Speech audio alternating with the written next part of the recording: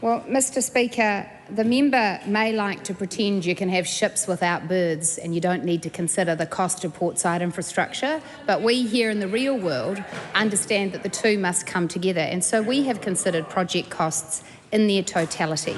I can also say, Mr Speaker, that the likely cost of ferries and other infrastructure needed to support them cannot be disclosed due to commercial sensitivity. Have you not sent them a text?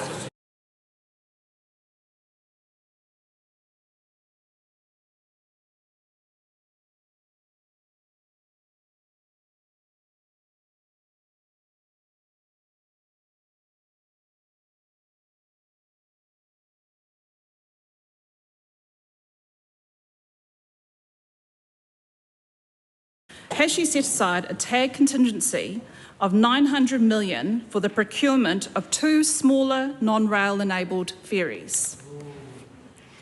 Mr Speaker, I do not believe it is in the public interest to answer that today. The member will just have to wait until an announcement is made later this week.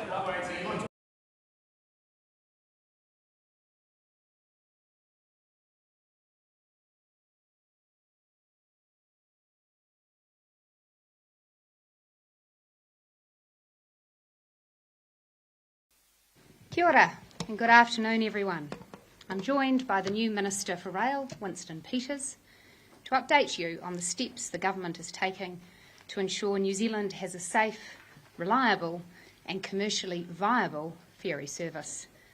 Let me start by congratulating Mr Peters on his appointment. The exact costs of the landside developments won't be known until the project is finalised, but we are confident, based on our work to date, that they can be delivered for significantly less than for Project IREX. This is partly because the ferries will be smaller, but also because the ports will not be gold-plated. To ensure the best possible solution is arrived at, the private sector is being invited to put forward alternative proposals for a ferry service during the first stage of the procurement process up till March. Any alternative proposals received will be assessed, along with the results of the first stage of the procurement process in March, after which final decisions on next steps will be taken. Whatever the preferred solution, rail freight will continue to be able to be transported between the North and South Islands. We've set a maximum envelope and we intend to stick to it. To find out what it all looks like, how much it's going to cost, all that sort of thing? Once procurement decisions are complete. What's your general time frame on that? I mean, you must have a period in mind. 6 As months, I say, 12 Cabinet months. has directed that procurement will commence in March. Are you satisfied? Yes, Mr Peters, you and your party have had a long-standing commitment to rail. Your supporters are very strong backers of rail.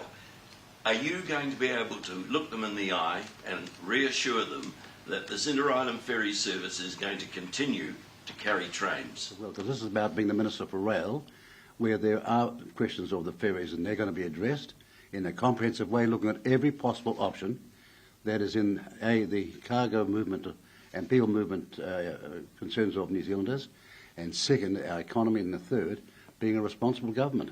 I think New Zealanders can be assured, so long as Minister Winston Peters is the Minister for Rail, the trains are in good hands.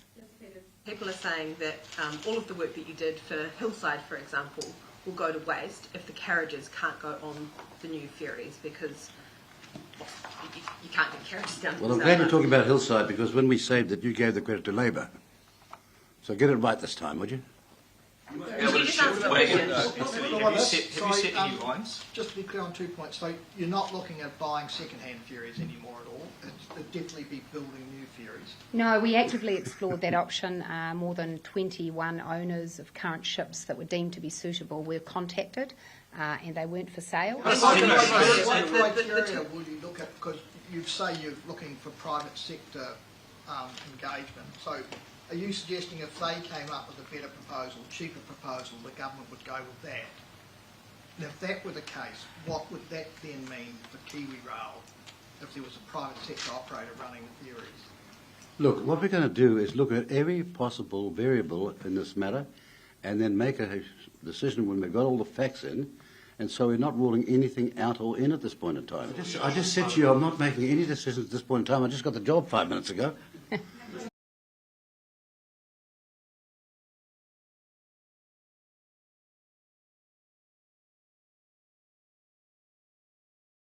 released the ministerial that advisory report. Are you planning on releasing that now?